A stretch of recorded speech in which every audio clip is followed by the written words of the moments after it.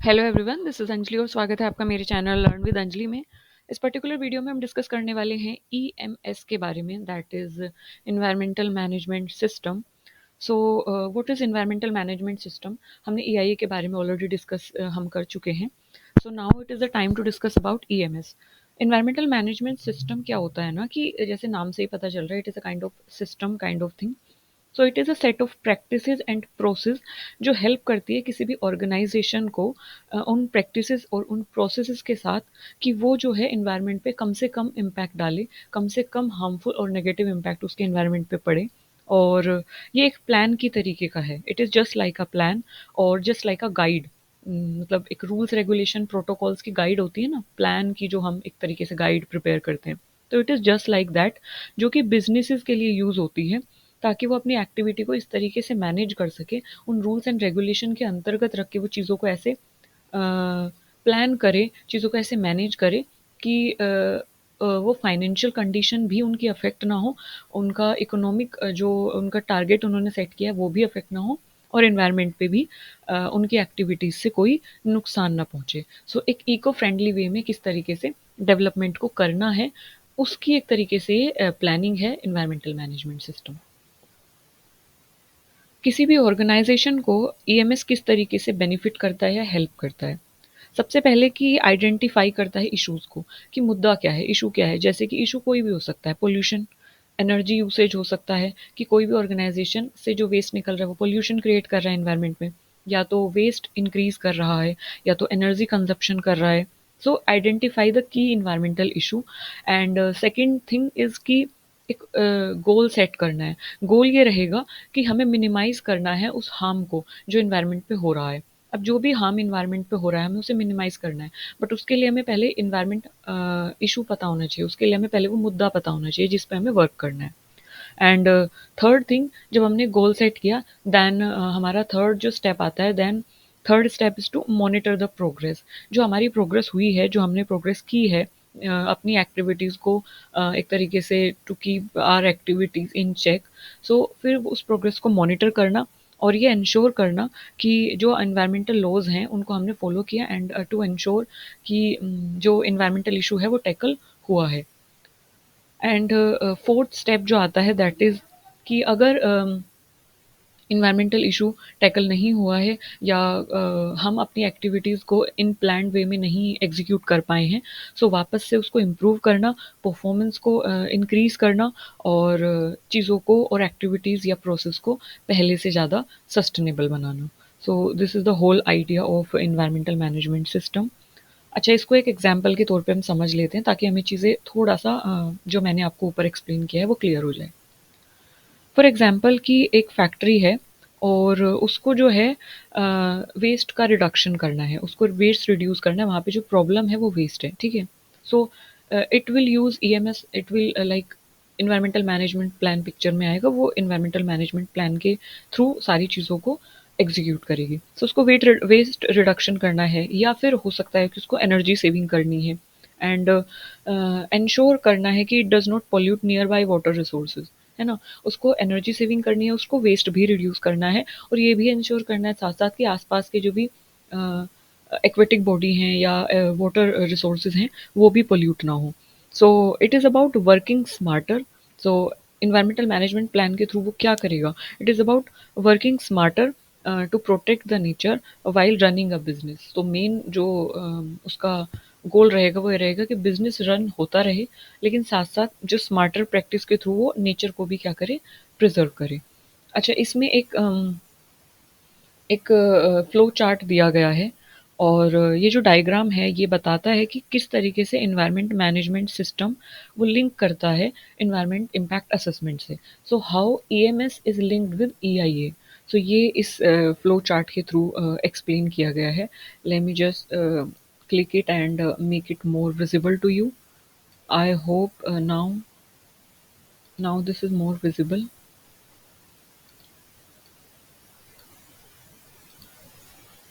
Now this is more visible to you, I hope.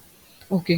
सो इसमें environmental management system यानी EMS वो किस तरीके से लिंक करता है ईआईए के साथ, ये चीज़ें एक्सप्लेन की गई हैं। और ये एक्सप्लेन करता है उन स्टेप्स को जो कोई भी ऑर्गेनाइजेशन फॉलो कर सकती है to plan and to improve the environmental plan को इम्प्रूव करने के लिए कोई भी ऑर्गेनाइजेशन जो क्या कर सकती है, कुछ स्टेप्स को फॉलो कर सकती है। तो ये उन चीज़ों पे एक तरीके से कहीं ना कहीं ध्यान देता है। सो यहाँ पे हर स्टेप को हम सिंपली एक्सप्लेन करके चलेंगे और इसमें हम देखेंगे कि how it is connected to EIA. So सबसे पहले है establish environmental policy. So environmental policy establish करना, अब ये क्या है कि हमें पता होना चाहिए, एक क्लियर प्लान हमें पता होना चाहिए to create a clear plan या टू क्रिएट क्लियर रूल्स कि हमें इन्वायरमेंट को प्रोटेक्ट करना है, बट किस एरिया में करना है, किस प्रॉब्लमेटिक एरिया कहाँ पे है, क्या वो क्लाइमेट चेंज है, क्या वो ग्लोबल वार्मिंग है, या वेस्ट रिडक्शन है, एनर्जी सेविंग है। सो क्या है, सो क्लियर प्लान हमें पता होना चाहिए। We should set some rules for protecting the environment and this policy set the goals for being environmental friendly. तो ये जो इस्टेब्लिश इन्वायरमेंटल पॉलिसी है इसका मेन गोल यही है to establish those kind of goal which are environmental friendly. So ये environmental policy का एक तरीके से मेन गोल है। सेकंड थिंग हमारे पास आती है, दैट इज़ प्लानिंग फेज़।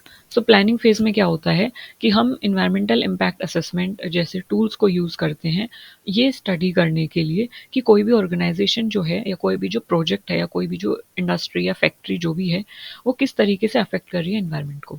सो इसको आप ऐसे समझिए कि आपको सॉल्यूशन देना है ना?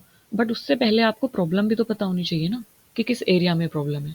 सो एनवायरमेंट मैनेजमेंट सिस्टम जो है, जो ईएमएस है, वो एक set of rule, set of guideline, एक गाइड है प्लान्स की कि किस तरीके से हम एग्जीक्यूट करें, किस तरीके से एनवायरमेंट को प्रोटेक्ट करें। तो बेसिकली वो सॉल्यूशन है, ठीक है?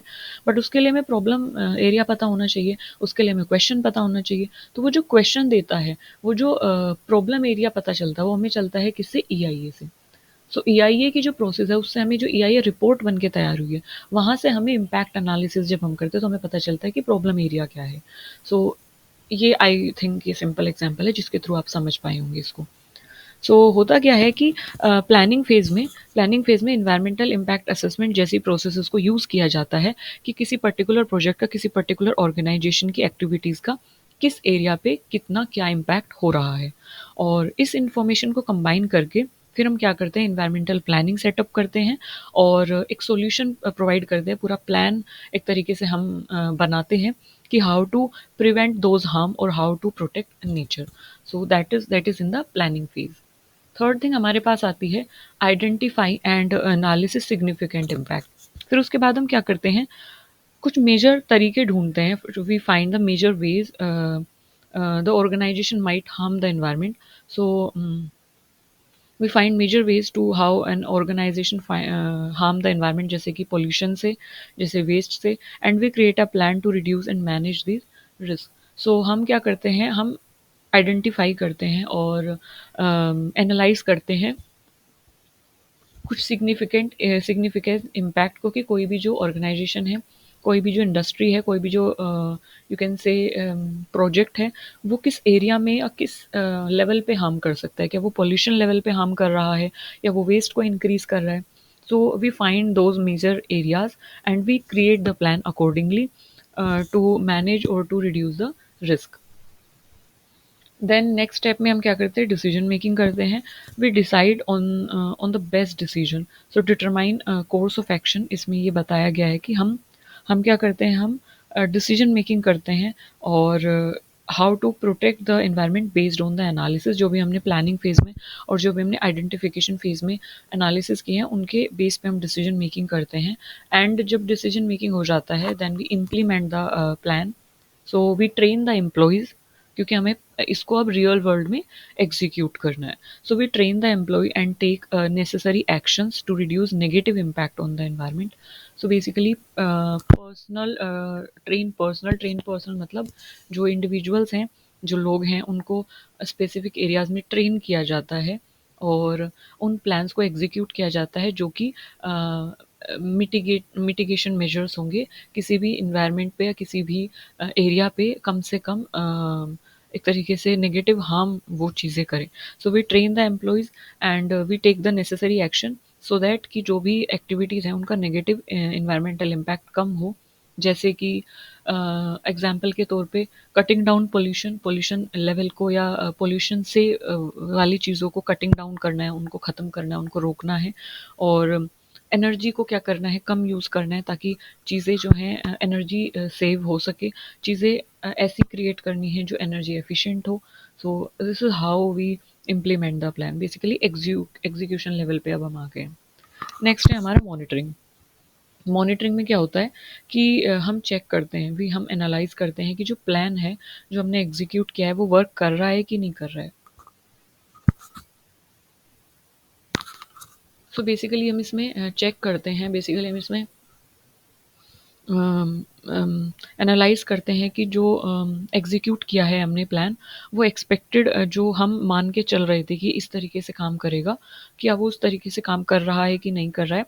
रेगुलरली हम उसके रिव्यू लेते हैं, उसकी परफॉर्मेंस के, और देखते हैं कि जो हमने गोल सेट किए हैं क्या वो मीट हो रहे हैं या नहीं हो रहे हैं, if the goal are met और नॉट। सो मॉनिटरिंग में हम बेसिकली एनालिस और चेक करते हैं, मतलब चेकिंग करते हैं, नॉट एनालिसिस। एनालिसिस हमने ऊपर कर लिया है, हम यहाँ पे चेक करते हैं कि जो हमने प्लान सेट किए हैं वो दे आर बीइंग मेट और not. So this is what we do. And next is कि then we take corrective actions. So अगर कोई प्रॉब्लम होती है, if there is something that is wrong, so if that is something that is not working properly, so हम क्या करते हैं, या कोई भी जो गोल है वो मीट नहीं हो रहा है, सो हम क्या करते हैं, प्लान को रिवाइज करते हैं ताकि हम जो इश्यूज़ हैं उनको फिक्स कर सकें और इन्वायरमेंटल परफॉर्मेंस को क्या कर सकें, इम्प्रूव कर सकें। So this is what we do. और कंटिन्यूअस इम्प्रूवमेंट लूप है ये, मतलब हमने देखा ये एक इस तरीके यहाँ से स्टार्ट हुआ, और अगर चीज़ें मॉनिटरिंग पे ठीक नहीं है तो हम करेक्टिव एक्शन लेते हैं, और वापस से चीज़ें उसी फॉर्म में वापस से इस तरीके से चलती है। तो आपने देखा ये कुछ इस तरीके से है, इस तरीके से ये इस तरीके से मूव कर रहा है। So basically this is a kind of loop. Loop मतलब जो एक जगह से स्टार्ट हुआ वहीं पे आके एक साइक्लिक फॉर्म में है। सो ये प्रोसेस जो है ये रिपीट होता रहता है, ये इंश्योर करने के लिए, ये प्रोसेस रिपीट होता रहता है ये इंश्योर करने के लिए कि जो ऑनगोइंग डेवलपमेंट है, और डेवलपमेंट के साथ साथ इन्वायरमेंट भी कंसंट्रेशन में हो, और ऑनगोइंग जो इम्प्रूवमेंट है वो चलता रहे। किस चीज़ का इम्प्रूवमेंट चलता रहे, इन्वायरमेंट को प्रोटेक्ट करने का। मतलब ऐसा हो सकता है कि आज जो इन्वायरमेंटल इशू पे आप काम कर रहे हैं, कल को कोई दूसरा इन्वायरमेंटल इशू अराइज हो जाए, तो इसको कंटिन्यूअस चलाना बहुत ज़रूरी है। सो to keep checking the environmental performance, to keep checking the plan performance, और to keep protecting the environment, ये एक कंटिन्यूअस इम्प्रूवमेंट लूप की फॉर्म में ये काम करता है। और it is about learning from the experience and doing better over time. So it is about that कि एक चीज़ से हमने सीखा, करेक्टिव एक्शन लिया, देन हमने वापस से चीज़ों को एग्जीक्यूट किया, देन हमने करेक्टिव एक्शन लिया जिन भी एरिया में हमें ज़रूरत है। So this is how is it work. और this is it in the environmental management system. So I hope I am able to make you understand this concept. और हमने ये भी यहाँ पे पढ़ा, हमने ये भी देखा कि किस तरीके से जो ईएमएस है वो ईआईए से कनेक्टेड है। How EIA help in EMS और making plan. So this is it. And EMS may set for the detailed process for monitoring and reducing adverse impact, but if it's not supported by an objective assessment, so this is what I told you through this process कि जो EMS है एक detailed process के through हम monitoring और adverse impact reduction पे काम करते रहते हैं, और चीज़ों को मॉनिटर करते रहते हैं। और मॉनिटरिंग का काम यही है, ये चेक करना कि चीज़ें सही हो रही हैं नहीं हो रही हैं, अगर नहीं हो रही है तो हम करेक्टिव एक्शंस लेते हैं। So this is it in this video. I hope you find it helpful. I hope you got what is EIA, what is EMS, and how EIA help in EMS process. So thank you for listening me so patiently. Thank you for all your attention and participation. I hope you find it helpful, and keep remember Never stop learning, keep exploring, keep stay curious, keep asking question in the comment section. I will be more than happy to cater that. तब तक के लिए ध्यान रखिए, हंसते रहिए, मुस्कुराते रहिए, खुश रहिए, बाय बाय।